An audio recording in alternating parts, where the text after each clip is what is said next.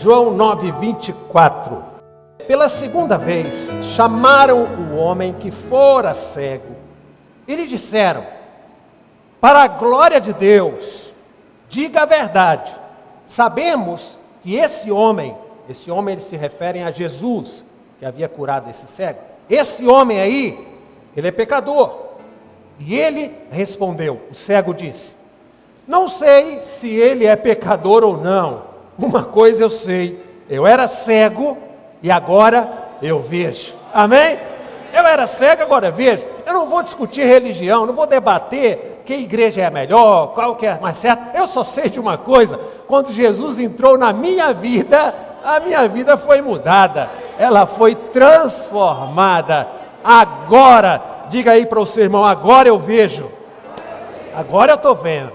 Agora eu vejo. É o que o cego respondeu. É muito simples, você não tem que explicar. Aliás, todas as vezes que a gente entra por um caminho de explicar a religião às pessoas, a gente acaba não contribuindo a favor do reino de Deus. Nós vivemos num tempo de muita informação. A informação que, aliás, em demasia, ela acaba tirando, sabe aquele filtro de água que você tem lá em casa, de tanta água que já passou ali, ele já não está legal, né? Ele já não está funcionando direito. E assim, da mesma forma, quando a gente recebe toda hora mensagem, até mensagem bíblica, enfim, de qualquer jeito, você acaba ficando um pouco anestesiado. Aquilo já não tem mais efeito em você. Quantas vezes você já ouviu alguém dizer o quê? Eu não consigo enxergar a saída. Você já chegou para uma pessoa e já disse: olha, o negócio é você fazer assim, assim, assim. E a pessoa diz: mas eu acho que não é necessário isso. Ou seja, ela está tão focada em viver e conviver na circunstância em que está, que ela não consegue sair. Ela diz: eu não consigo sair, eu não vejo solução para o meu problema. Não tem jeito. Você de fora percebe que há sim um caminho tranquilo para sair dessa, mas quem está dentro sempre diz o quê? Não tem jeito, eu não vejo problema, a solução do problema, não vejo nada de bom. Eu olho para minha família, para minha casa, meus filhos, já cansei, eu não vou conseguir prosperar dessa forma. Um novo casamento vai ser a solução da minha vida, uma nova empresa, eu tenho que largar esse negócio, eu tenho que deixar isso para lá, uma nova igreja, eu tenho que sair daqui para poder dar linha, poder prosperar e crescer. Enfim, a gente enxerga, a gente está vendo, mas não está enxergando a solução. Mas a gente está olhando para o outro lado. É a história do homem, do paralítico no tanque de Betesda. Ele está ali esperando o mover das águas. E Jesus, o Filho de Deus, que bênção, sentou do ladinho dele e perguntou a ele: você quer ser curado? E ele falou o quê? Mas como que eu vou ser curado aqui se outro se atira no tanque antes de mim? Ou seja, é um homem que está olhando para um lugar e Deus está em outro lugar. Aliás, nem é em outro lugar, está do seu lado. Mas ele não percebe isso, ele não enxerga. E quantas vezes a gente já ouviu isso de pessoas que entraram em relacionamentos, em negócios, dizendo: eu pensava que era de uma forma, depois eu vi que era totalmente diferente. Porque a gente vê, mas não está enxergando. Quantas vezes já passamos por essas situações, até de mostrar erros a alguém que está num relacionamento escravizador, doente, um relacionamento que suga as forças, suga a economia, suga a vitalidade de alguém. Isso acontece, infelizmente, na vida de muitas mulheres, mas de homens também, que são manipulados por um sentimento. E você que está de fora fala: você tem que largar esse homem, você tem que sair fora disso, esse namoro não vai ser bom, você está perdendo tempo com fulano. E a pessoa não enxerga porque ela está cega de amor, não é assim? A gente ouve falar disso. Ou seja, ela vê, mas não está enxergando. A Bíblia diz que o Deus deste século, e o Deus ali está com um D minúsculo, porque na verdade ele é fake, ele não existe, ele não é isso que ele é, mas para que nós possamos entender, diz que ele cega ou cegou os entendimentos dos incrédulos, para que não lhes resplandeça a luz da verdade, ou do Evangelho, das boas novas. Isso aqui, em outras palavras, não é só para o ímpio que está lá no mundo, é para muitos que estão na igreja, porque são incrédulos.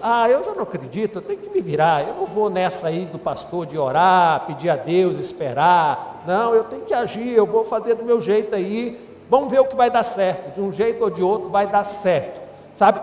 O inimigo cega o entendimento. Você pode até estar olhando, mas você não vai entender o que você está olhando, você não vai assimilar essa informação. E diz aí o texto que ele cega o entendimento. Você fala para alguém: meu irmão, sai dessa, esse relacionamento aí, fora do casamento, isso é pecado e tal, e a pessoa está na dele. Não tem problema, Deus lá é amor, no final passa todo mundo lá, Deus vai olhar assim, vai falar: gente, entra aí, já vai entrar todo mundo para o céu, vamos deixar o inferno só para o diabo. Você não pode se deixar enganar. Mas às vezes o pecado, a vida errada, a pessoa pensa que não tem problema nenhum, aquilo que está fazendo, acaba estando cega. Por quê? Por Satanás. Por mais que você fale com alguém e diga: irmão, abre os olhos. Quantas vezes você já falou para alguém isso? E a pessoa: eu estou abrindo, né? Mas não estou enxergando nada. Porque isso não é uma questão de vontade pessoal. Nessas horas a gente tem que entrar numa batalha de oração, amém? Porque a Bíblia fala que nós precisamos estar orando e repreendendo esse mal, essas trevas aí. Essa cegueira humana, essa cegueira que a humanidade enfrenta, enfim, essa pandemia de ignorância aí do saber, o desprezo pela revelação da palavra do Senhor, ela tem uma raiz espiritual. E o problema é quando um cego, ou seja, a pessoa já está errada. Não é assim como o pastor fala, o pastor exagera muito, a Bíblia, ela exige demais, a gente pode ficar um pouquinho mais para o lado de cá. Pois é, o problema é quando um cego quer guiar outro cego, né? E é o que mais tem. Você abre aí o YouTube, Instagram, gente falando que não, o diabo não era anjo caído, o outro falando que o inferno não existe. Vai por esses pastores aí e vai ver que vai morar no céu, mas é no céu da boca da onça, não é nesse céu de Jesus, não. Nós não podemos ser cegos conduzindo outros cegos. E por isso, muitas vezes na igreja nós vemos pessoas se afastando do caminho, se esfriando na fé. Por quê? Porque elas começaram a ouvir outros cegos. Alguns que diziam que não tinha problema, que aquilo não era um problema, que aquilo não era uma dificuldade, que aquilo não tinha mal nenhum, que podia ser daquele jeito mesmo, que o pastor exagerava. E acontece que, como Jesus falou, o problema de um cego guiar outro cego é que caem ambos na mesma cova. Eu nunca vi, nesses anos de pastor, pode ser que eu veja, mas eu não vi ainda. Nunca vi essa história terminar bem. Quando a gente percebe, os dois estão no mundo, os dois estão lá fora. Os dois ficaram tão santos, a igreja era tão complicada para eles, que eles acabaram na mesa de um bar, de repente numa noite, e dizendo: Deus me ama como eu sou, Jesus me ama de forma extraordinária e eu posso fazer o que eu quiser. Bom, é um cego guiando outro cego. Na verdade, o pior cego é aquele que vê, mas não enxerga. A Bíblia conta a história de Abraão, você conhece essa história.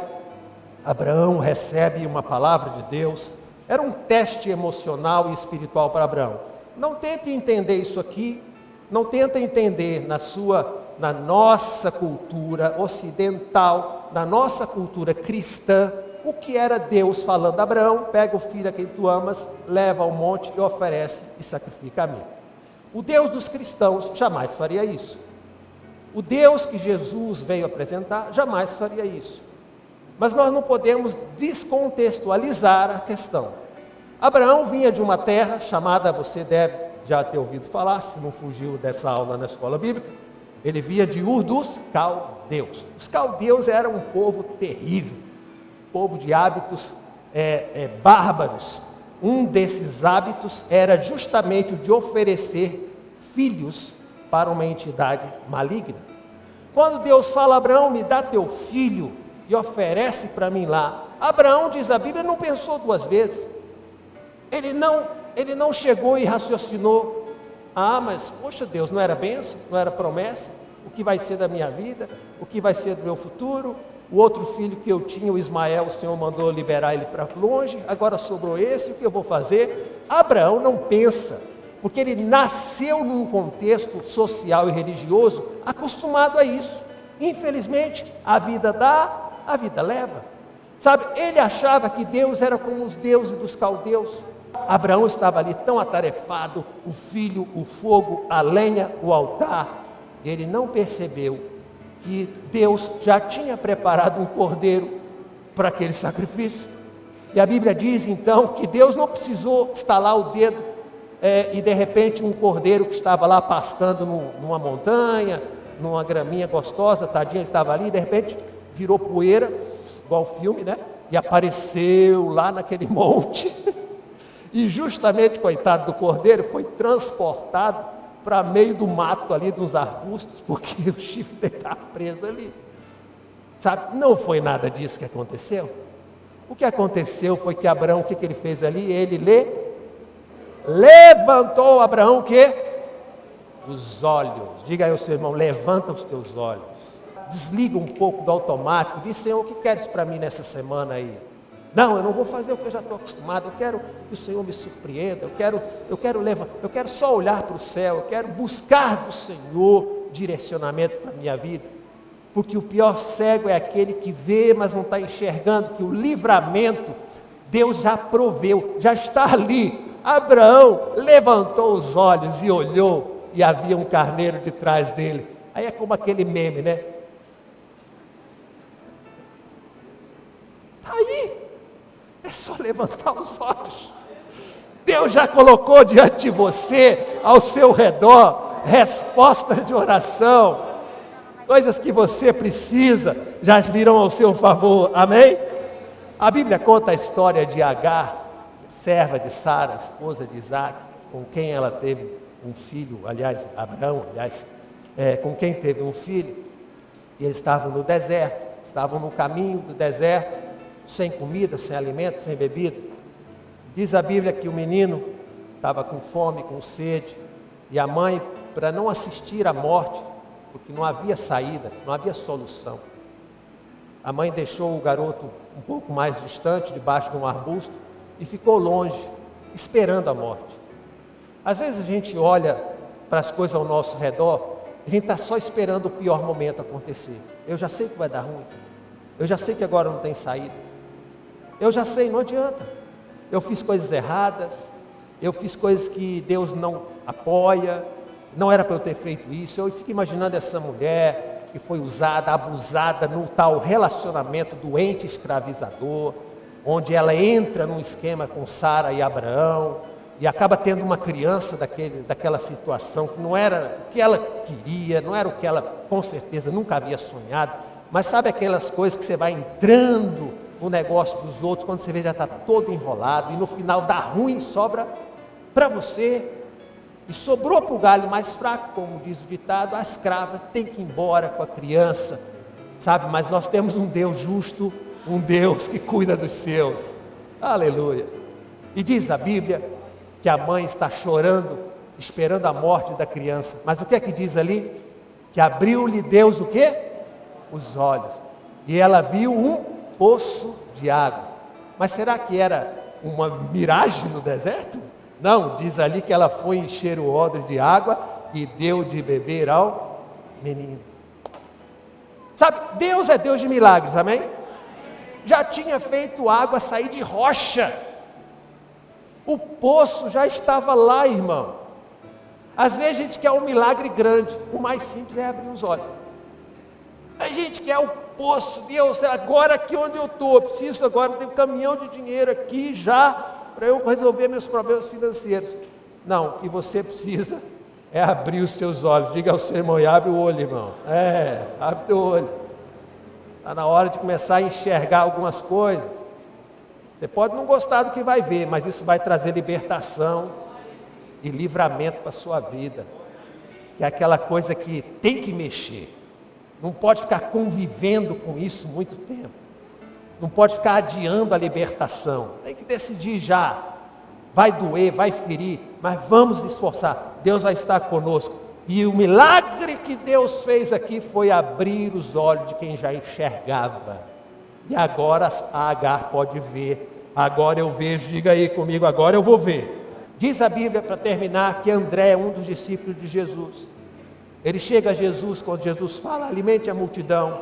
E André diz então, está aqui um rapaz, que tem 5 pães de cevada e 2 peixinhos. Mas o que é isto? Oh meu Deus. Irmão, o milagre quem faz é Deus. Deus não está perguntando quanto tem na mão. Ele está perguntando se você vai pôr na mão dele. Se você vai pegar o seu pouco e vai colocar na mão dele. Ele não está perguntando, pastor, mas Deus só me deu isso aqui, ó. É só 5 pães. Irmão, o milagre é Deus quem faz. É Ele quem faz. Confia nele. Só que muitas vezes a gente olha, mas não enxerga que Deus já colocou nas nossas mãos aquilo que a gente precisa. Diga comigo, precisa.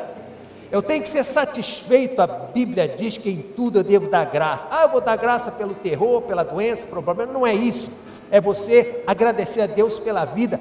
Estar de pé nessa noite é algo muito bom. Estar aqui na casa do Senhor. Você reconhecer o Senhor, o favor de Deus sobre sua vida. E Ele há de te dar estratégias. O que é isso, pastor? O que eu tenho não dá condições. O que eu tenho hoje não dá para chegar ao fim do mês. Sabe, entrega o que você tem nas mãos do Senhor, confia nele, o mais tudo Ele fará, porque milagres é só com Deus, amém? Mas Ele espera de nós a nossa participação. Então hoje é dia de você dizer, Senhor, abre os meus olhos. Esse é o momento para você dizer, Senhor, eu quero ver, eu quero parar de estar confundido, quero parar de me enganar, de enganar os outros, eu quero andar na verdade. O apóstolo João diz que todo aquele que pratica o mal não vem para a luz para que as suas obras não sejam manifestas. Ele prefere o escondido, ele prefere ficar na moita, prefere ficar longe, porque lá ele faz as coisas erradas dele sem ninguém estar vendo, mas Deus vê todas as coisas. Sabe, é importante você saber, diz a Bíblia, se andarmos na luz, como Ele na luz está, temos comunhão uns com os outros. Você já ouviu pessoas na rua, já encontrou um famoso desviado aí, num bar, em algum lugar, fumando, bebendo, enchendo a cara, que outrora estava aqui na igreja, e já perguntou a ele por que ele saiu da igreja? Ele vai dizer para você por quê? Ele vai dizer, o pastor, o irmão não me cumprimentava, o diácono não olhava para mim, o presbítero, ninguém ama lá, ninguém valoriza ninguém, aquilo é tudo uma mentira. Querido, vem para a luz. Se a gente andar na luz, a gente vai ter comunhão uns com os outros. Acontece que nem todo mundo quer vir para a luz, porque na luz vai ser visto todas as coisas. É aqui onde a gente enxerga um ao outro. Ninguém é perfeito, amém? Ninguém é. Mas através do amor de Cristo eu consigo aceitar todos os meus irmãos, porque Jesus, Ele passa o sangue dele sobre nós, Ele nos libera perdão e graça. Deus não cobra de nós perfeição, mas Ele cobra da gente atitude e participação, o de declarar e dizer, eis-me aqui, envia-me. Jesus disse aos discípulos nesse episódio com esse homem cego, antes de curá-lo, Jesus disse a eles, enquanto eu estou no mundo, eu sou a luz do mundo. Ou seja, nós precisamos dele para enxergar as coisas. Não era só o cego que era cego, os discípulos também eram tão cegos quanto ele, porque eles estavam bitolados a uma realidade que eles desconheciam. Eles chegaram para Jesus e perguntaram, mestre, quem pecou para que esse homem nascesse cego? Foi o pai, a mãe, ou foi ele que pecou para ter nascido cego? E Jesus falou, não é nenhuma coisa nem outra, vocês estão só olhando aí para o cantinho da religião, achando que tudo é causa e efeito. Isso aconteceu para que se manifeste nele a glória de Deus. Então quando você vê problemas na sua vida, glorifique ao Senhor, porque é nesses problemas que há de se manifestar a glória de Deus. Deus falou para Paulo o quê? O meu poder se aperfeiçoa na sua fraqueza. Então você não fique aí chororô, murmurando, achando que não é ninguém, que é pouquinho, que é pobre, que é necessitado. Por quê? Porque Deus vai manifestar a glória dele na sua vida. Amém? É assim que Deus vai fazer. Ele é a luz de quem está em trevas. A primeira manifestação de Deus na história da humanidade é quando Ele diz: haja luz. Porque a luz é para nós precisamos de luz. Talvez aí o seu mundinho está um pouco em trevas. Talvez aí as coisas na sua casa, os relacionamentos, a situação sua está meio tenebrosa, não é assim que se diz? Deixa a luz do Senhor brilhar na sua vida. Tome essa coragem, porque é preciso coragem de dizer: Senhor, brilha aqui, acende a luz aqui. Não é dizer: Deus, vira essa luz para lá, porque se virar para cá vai ter muito problema, eu sei, mas Deus mostra o problema para dar solução. Você às vezes percebe que não era tão bom assim.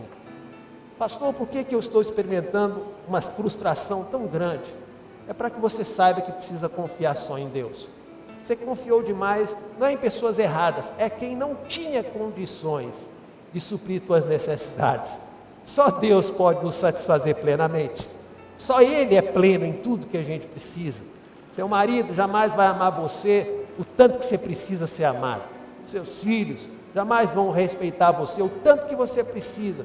Mas saiba que todas as suas necessidades serão supridas em glória por meio de Jesus. Ele é pleno, Ele vai dizer na sua vida tudo aquilo que você precisa. Ele disse: haja luz. E a palavra do Senhor diz, para terminar, que lâmpada para os nossos pés é a palavra e luz para o nosso caminho. O que você precisa enxergar nesse dia? O que falta você ver hoje? O que falta você clarear um pouco na sua vida? Será que não é hora de você acender aquela luz que você não quer acender? Porque, pastor, quando eu acender, eu vou ver um monte de coisa ruim. Mas quanto tempo mais você está disposto a continuar com isso na sua vida? Com essa bagagem negativa, com essas trevas aí, com esse porão na sua alma, cheio de coisas doentes, de coisas que não podem mais existir, que estão travando sua vida, que estão impedindo você de ter uma vida liberta e abençoada. Lugares onde Satanás ainda tem uma brecha para entrar. Estava tudo bem, mas um temperamento complicado aqui, uma situaçãozinha ruim ali, que você sempre ocultou, sempre manteve aquilo meio distante, não quis se envolver. É por ali que entra um caminhão de demônios para atazanar sua vida, para atormentar, e de repente a vida vira aquele inferno, como se diz, tudo por causa de trevas que ainda existem em alguns corações. Mas que nessa noite o Senhor possa brilhar a sua luz sobre nós, e você possa dizer: agora, diga aí para o seu irmão: agora eu vejo.